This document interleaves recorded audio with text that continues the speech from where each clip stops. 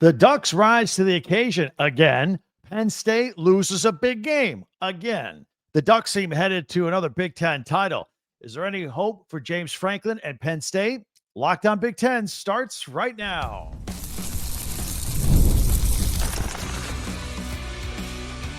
You are Locked On Big Ten, your daily podcast on the Big Ten Conference. Part of the Locked On Podcast Network, your team every day. Welcome to Locked On Big Ten. I'm Craig Sheeman, 40 years as a sports talk show host and play-by-play announcer, and I want to thank you for making us your first listen each and every day. We're free and available wherever you get your podcasts and on YouTube, part of the Locked On Podcast Network, your team every day. Hey, hit that free subscribe button down below. That way you'll never miss a single episode because we are here every single day. And if you could share, like, and follow, that helps us out too. And you can hype YouTube videos too. Today's episode is brought to you by FanDuel. Right now, new customers can bet just $5, and if your bet wins, you'll get $300 in bonus bets to use across the app. Download and apply today. So the Ducks and the Nittany Lions, crazy game on Saturday night. Two teams going in different directions. The margins are thin here. Plus, Ohio State, impressive D, Indiana, and Iowa. Lots to talk about. Illinois, incredible. Every team, every game this weekend right here, plus our top 10 observations from the weekend. We'll get to it. But the big game, obviously, was Saturday night, the whiteout there in Penn State, where in double overtime, Oregon wins 30-24 over Penn State. By the way, that was the highest-ranked whiteout ever with the number 6 team and the number 3 team. By the way, Oregon's moved up to number 2 now since that game. Thanks to Dillon Thieneman, the Purdue transfer comes in with the game-winning interception of Drew Allar in double overtime to seal the deal. Look, the Ducks look like they're headed for a second straight Big Ten title right now. I know there's still a ways to go, but when you win those kind of games, they could be a launching pad for the rest of the season. Look, they won a squeaker against Ohio State last year. They were at home this time. This is a big win on the road for the Oregon Ducks. Meanwhile, James Franklin and the Nittany Lions and their fans, they can't overcome the fact that time and time again, they can't win the big game. They own that. James Franklin said as much afterward. And, of course, everybody was entertained. It was 111,000 fans all dressed in white. It was a fantastic atmosphere until the crowd started booing James Franklin. There were even some Fire Franklin chants in there as well. And frankly, let's talk about the Ducks, how they took that crowd out of the game. And there was a lot going on there. Penn State looked horrible for 3 quarters. And you got to give credit to the Ducks for that. And it was a 2-touchdown game in the 4th quarter before Penn State finally woke up and sent that game into overtime. Of course, Oregon prevailed in double overtime. And again, I can't get over the fans there, though. That's the greatest home field advantage in sports, a night game at Penn State, and you got a quiet crowd, and then when they are noisy, they're chanting to fire your coach. Yeesh. There's plenty of blame to go around here on this one. You got Jim Knowles, a brand new defensive coordinator you're paying $3 million a year to. By and large, I thought he did okay, but then you look at the end game, and he gave up 424 yards, 20 first downs, and Oregon completed 5 of their 7 fourth down conversions. Plus, Penn State had 0 sacks and forced 0 turnovers. More blame to go around. I thought Drew Allar was horrible. He was absolutely horrible. Look, I raised concerns on this very podcast, and you everydayers know this. Talked about this several times last week. I was very concerned that against teams like FIU and also Villanova and their pre-conference schedule, he completed only 56% of his passes. He should have been completing 80% of his passes against those defenses. I thought something was up. Something's not right. Saturday, against an Oregon defense, which admittedly was pretty good, he was just 14 of 25 for 137 yards, a couple touchdowns, and, of course, the game-ending interception. James Franklin gets some blame here. The tally keeps going up. He's now 4-21 against top 10 teams. Can't win the big one, they say. And they still have number 1 Ohio State and number 8 Indiana coming in later on this year. Regarding Franklin, there's some uncomfortable conversations going on with people that matter over at Penn State. Now, if you've ever heard us and you're every day, you know that we tout Franklin. He's very good.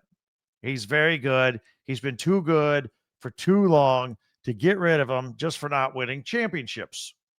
But that's kind of where we're at with this program. He's a victim of his own success. Now, if Penn State were to part ways with James Franklin for failure to get over the championship hump, there are dozens of schools that would hire him on the first day. In fact, some of those schools would fire their coaches that they're perfectly happy with just to get a chance to have James Franklin coach them. The guy knows how to build a program. You can't deny that. Sends guys to the NFL. The two deeps are always rich with new talent. He's got that part down. Just hasn't been able to win the key big games when he's needed to. But a lot of, Penn State's not one of these other schools. They just raised $700 million for stadium renovations, and you don't do that for a program that finishes in second place. You just don't.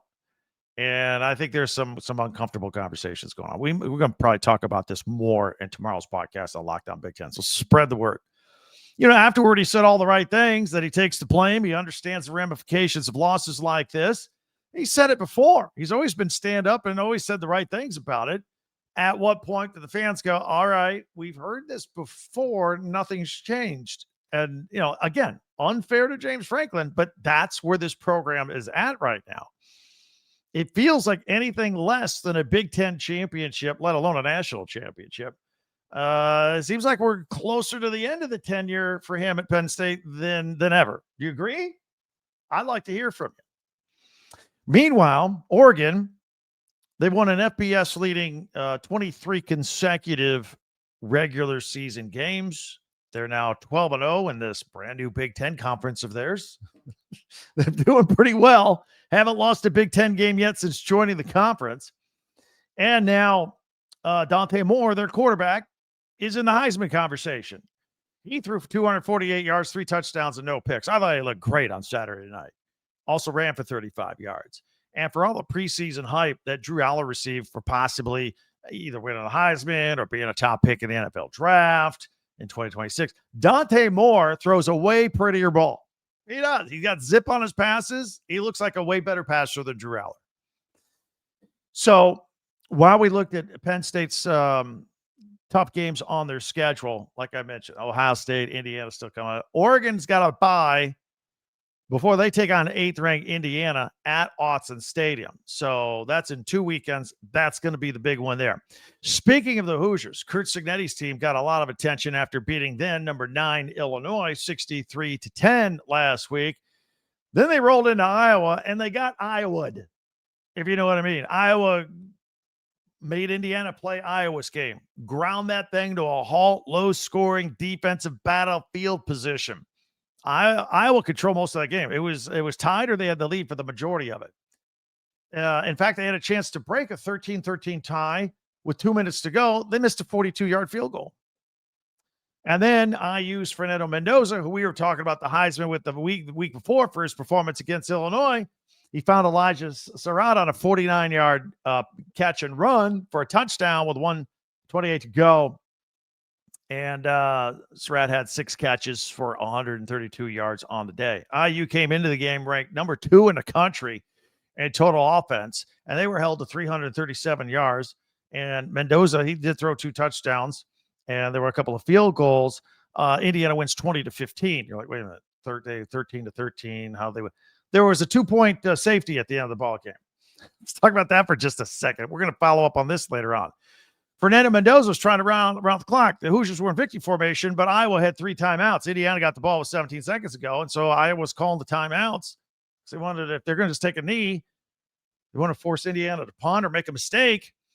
And their delayed victory formation, where Mendoza took a couple steps back and waited before taking a knee. Well, the officials blew the whistle because his forward progress was done, and he gave himself up. Curt Cignetti was losing his mind. He said, you don't blow the whistle until my quarterback takes the knee, which he did 2 plays in a row. So finally, on the third one, Curt Cignetti called during Iowa timeout, called Mendoza over, says, see that end zone? You run to it. We're just going to take the safety. We're going to burn the rest of this clock. That's how we got the score 20-15, but no bizarre scenario there. Also, watch out for Iowa quarterback Mark Gronowski. Looked like he hurt his knee pretty bad put a brace on it, warmed up on the bike, wanted to come back in, but they didn't let him. So we'll see how that story develops throughout the rest of the week. All right, those were just a couple of our key games. We're going to get to the rest, but be sure to hit that free subscribe button down below. That way you'll never miss a single episode. If you could share, follow, and like Locked On Big Ten, that helps us out too. Don't forget our website, talkbig10.com. We put all of our podcasts there. You can go catch the ones you missed over the weekend. And also there are links for you to buy your favorite Big Ten gear for your favorite team, shirts, t-shirts, and hats, all there. Talkbig10.com. All right. We had an absolute insane finish with the USC Illinois game over the weekend. We'll talk about that. The Buckeyes are just turning on their defense. It's just incredible at an elite level at Washington. It was amazing what they did. We'll talk about every team, every game remaining. It was somewhat of a light schedule this weekend, but we got it all covered right here on Locked On Big Ten. Caffeine just got a flavor upgrade, 5-hour energy. 5-hour energy shots deliver tasty caffeine in 17 bold flavors. Each little 2-ounce shot packs the caffeine of a premium 12-ounce cup of coffee plus B vitamins and nutrients with zero sugar and zero crashes. And I just love how portable they are. Just a little tiny little 2-ounce thing. Take it if you're driving on the road, need to keep yourself awake for a late drive. Maybe you need a little energy to do something late in the day at work after, lunch is settling in. You're kind of sluggish. So enough with the boring, flavorless caffeine. It's time to give your caffeine a flavor upgrade with 5-hour energy shots. Get the favorites that you love, or be bold and try something new in store and online at www.5hourenergy.com or Amazon today. Again, that is 5 with the number 5, 5hourenergy.com. Thanks for checking us out here on Locked On Big Ten and making us your first listen each and every day. We're free and available wherever you get your podcast. Audio version only on Apple and Spotify as well, if you want to check that out as well. Don't forget our website, talkbig10.com. All right, the rest of the games. Crazy game between USC and Illinois this weekend. Illinois wins it 34-32. I thought Illinois had this thing in the bag, up by a couple scores in the second half. USC actually comes storming back to take the lead. And then Illinois needs a game-winning field goal at the horn from 41 yards out by David Alano to get the victory. And again, Illinois had a big lead most of the day. Luke Altmaier, pretty good day, 20-26, 328 yards, a couple touchdowns, ran for a touchdown, caught a touchdown, which, by the way, that leads me now to Hank Beatty, their wide receiver. Hank Beatty has caught touchdowns, thrown a touchdown, run for a touchdown, punt return for a touchdown. Scored 4 different ways this year. Guy is phenomenal. If Illinois keeps winning, I'm telling you, a little Heisman talk for the guy. Seriously. So, and this was a game that, look, I know USC wanted it. Illinois needed it, especially being at home. Brett Bielema was a good football coach, and I was really curious how his team was going to respond to losing 63-10 at Indiana the week before. So they come home, they got that lead. They looked like everything was fixed, and that would have been really disheartening for them if they lost that game to USC, only to win it back on a last-minute field goal. Had to put together a nice little 51-yard drive to do it as well. For the Trojans, it's a tough loss, no doubt about it. But yeah, that game was 31-17 Illinois in the fourth quarter. You got to give USC some credit for getting themselves back into this game. Jade Mayava found Makai Lemon for a 16-yard touchdown with 1:55 left to take a lead in this game. And then Illinois marched down for the game-winning field goal. Mayava finished for 364 yards, 2 touchdowns, both to Lemon, who had 11 catches and 151 yards. Waymon Jordan rushed for 94 yards and 2 touchdowns. Illinois' Dylan Rosiak had an interception in the game. And by the way, that was Mayava's first thrown interception of the year. And again, another thing to point out, just the contrast in the weeks from last week to this week for Illinois. Again, a reminder for the Indiana game, they had 2 yards rushing total for the game. And they allowed 7 sacks in that game. But against USC, 171 yards rushing, 502 yards of total offense, and only 1 sack. Pretty good turnaround by Brett Bielema and the Fighting Illini. Rutgers and Minnesota. Minnesota wins this game 31-28. I'll pat myself on the back on this one. It was Minnesota -4.5 on a Friday Pigskin Picks. I said, no, this is a 3-point game either way. I didn't like the 4.5. Minnesota won by 3, 31-28. And Drake Lindsey threw for 324 yards and 3 touchdowns. The Gophers, though, did trail 14-0 in this one early, and their running game struggled, only 35 yards on the day. You may be going, wait a minute, that's the one thing Minnesota does well. Well, the top 2 running backs were out. Darius Taylor, still bugged by the hammy, suffered in the Cal game. A.J. Turner, also injured in the Cal game, out for the year apparently now. So they were down 28-24 with 6:24 to go, and Lindsey marched them on a drive, completing 6 out of 7, 72 yards, and found Javon Tracy for a 4-yard touchdown. Meanwhile, on the other side, interesting human interest story, of course, Rutgers quarterback Ethan Kaliak-Manis, it's former Gopher, started with her program, started from 2 years ago for the whole season. And then a couple of seasons ago, he transferred to Rutgers, and he threw for 249 yards, a couple of touchdowns. But Rutgers' offensive line, it struggled. They gave up 7 sacks. Plus the offense, they missed 2 field goals, including at the end of the game. They had the game's only turnover. So, the one they missed at the end of the game was a 56-yarder at the horn. Coy Parrish, who I like to talk about for the Minnesota defense, had 11 tackles, a sack, a tackle for loss, a 56-yard kick return, and a 13-yard punt return. And then there was the Ohio State game. Number 1 team in the nation. They went out to Washington. And I know, look, the Buckeyes have a pretty good defense. It's pretty elite.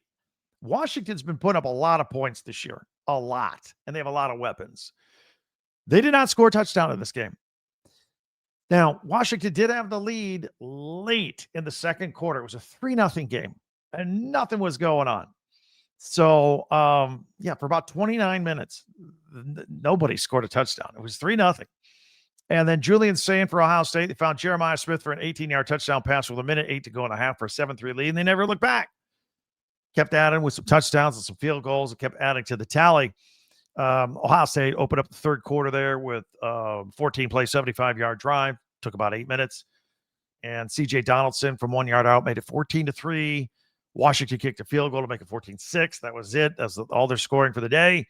Then Ohio State added a field goal and a touchdown on the fourth as Julian Sayin found C.J. Donaldson for a 4-yard touchdown. Ohio State had 6 sacks. Caden Curry, 3 sacks, 5 tackles for loss. Caden McDonald had 2 sacks and 3 tackles for loss. By the way, Alex McLaughlin from Washington, one of their better defensive players, had 13 tackles, 10 solo on the day. Then there was one other Big Ten game.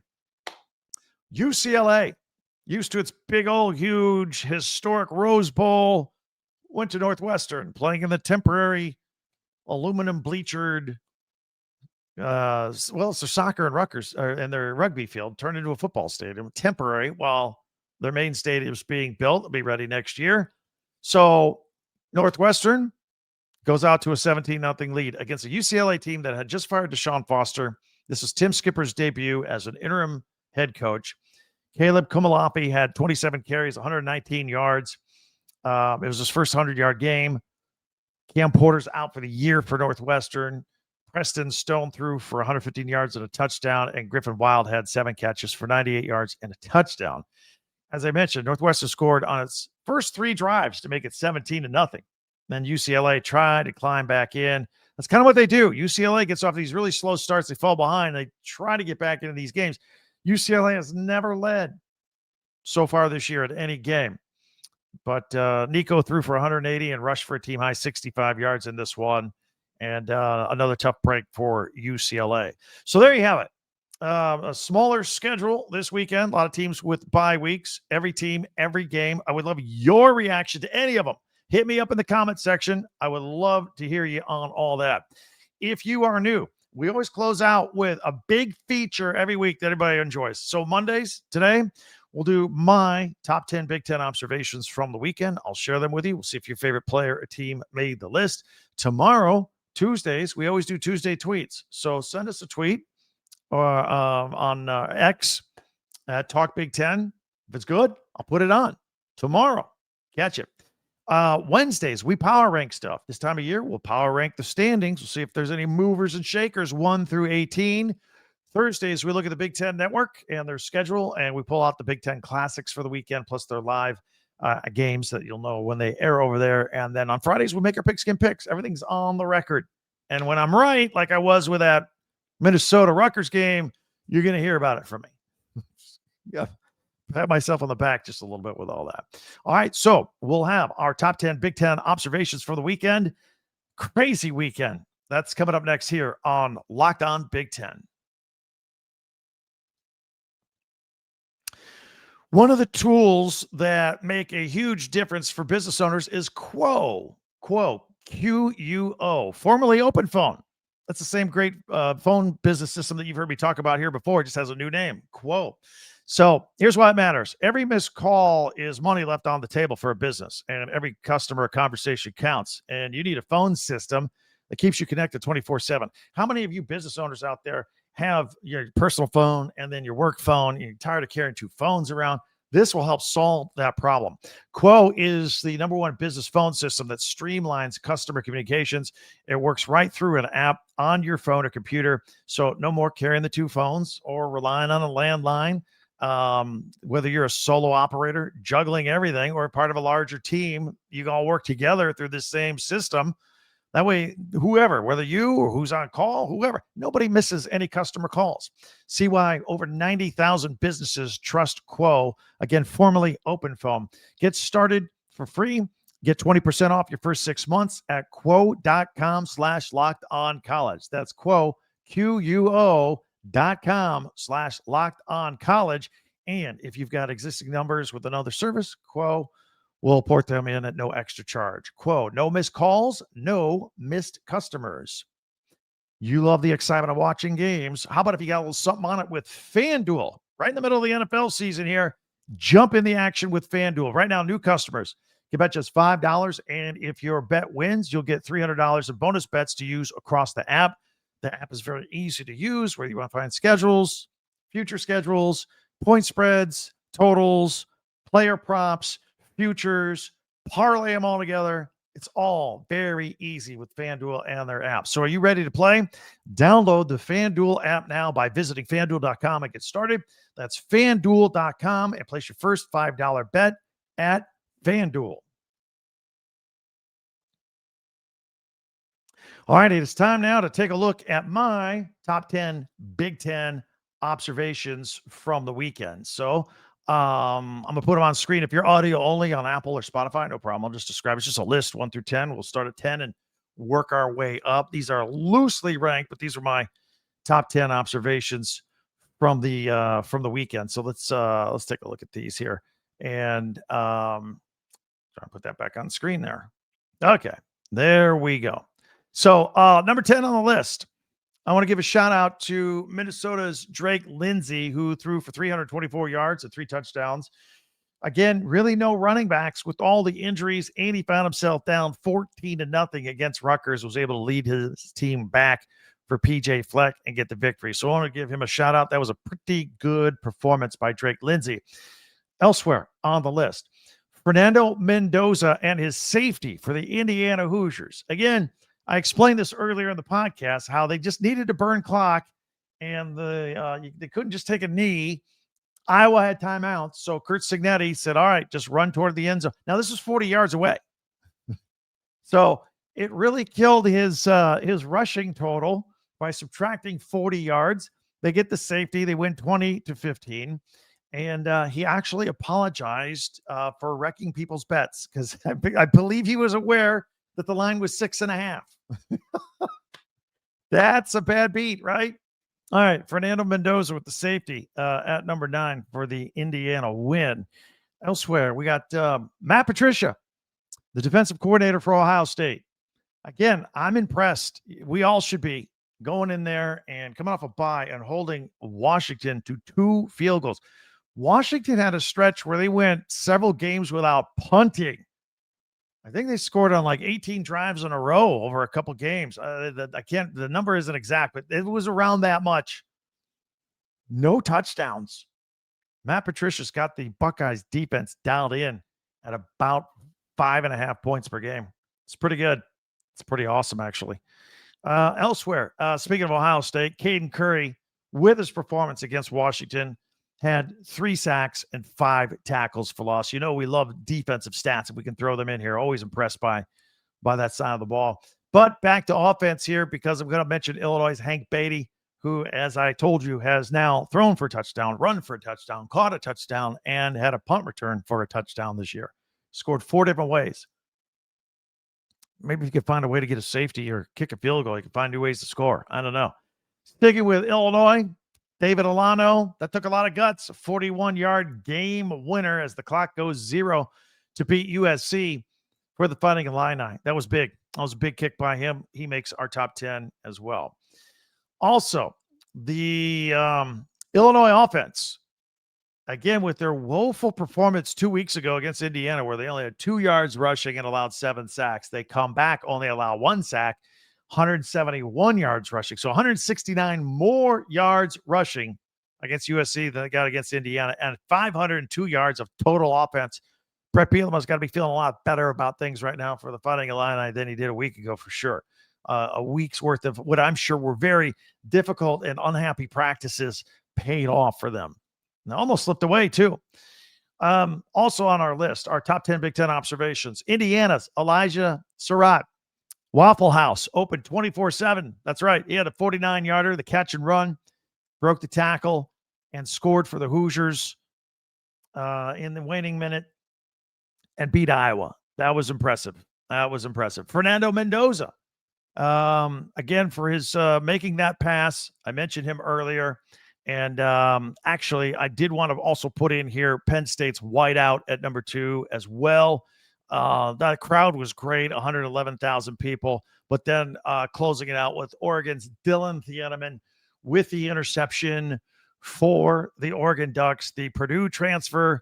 I told you, if you listen to me all summer long, I said I thought Dillon Thieneman was the best transfer portal get out of anybody in the Big Ten this year. And look, a lot of people don't know about him because he was at Purdue. They only won 1 game last year. 2 years ago, he was freshman of the year in the Big Ten with 6 interceptions. Their leading tackler. I thought this guy's going to go into an environment of a team that's really good. He's going to be a star. He stepped up big and got that game-winning interception in double overtime. He's number 1 on this list with our top 10 Big Ten observations from the weekend. What do you think? Did I leave anybody out? Would love to hear from you on that for sure. Leave it in the comments. I'll get to them and check them out throughout early this week. I'll be glad to hear from you. In the meantime, we are here every day with the latest news, analysis of that news in the Big Ten, and opinion of that news. We're not afraid to give our opinion on that. Many ways for you to interact with me. Don't forget, there's Twitter at TalkBig10, our website, talkbig10.com. Be sure to hit that subscribe button down below. That way you never miss a single episode because we are here every single day. So go ahead and subscribe, share, and follow, please. While we are here every day, we go live on the weekends. I think we've decided this weekend we're going to go live. We're going to do something a little different. Usually we pick a game, the biggest game like Oregon, Penn State. And we go live as soon as it's over, whatever time that is. I'm going to dial it in a little more specific this weekend. We're going to go live at 7:15 Eastern, 4:15 Pacific. The Michigan State-Nebraska game should be ending about then, but not quite be over. But I kind of want to be done before the Minnesota-Ohio State game, the Big Ten Saturday night game on NBC. So that's our goal for this weekend, going live on the weekend. Also, want to tell you about something else that Locked On is doing for all you college football fans. Locked On and Fire TV present the College Football Kickoff, your ultimate college football weekly preview. Drake Toll does a great job on Locked On Big 12, leads the conversation along with 2-time AP Coach of the Year Gary Patterson, plus former college star Jesse Holley, and all of our Locked On experts come and preview the games and get you ready for everything that you need to know. It's the college football preview that only Locked On could do. So catch the College Football Kickoff every Thursday throughout the season, only on Fire TV.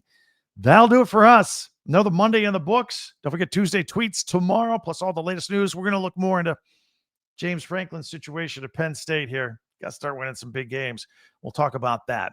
Until then, I'm Craig Sheeman for Locked On Big Ten. We'll see you next time.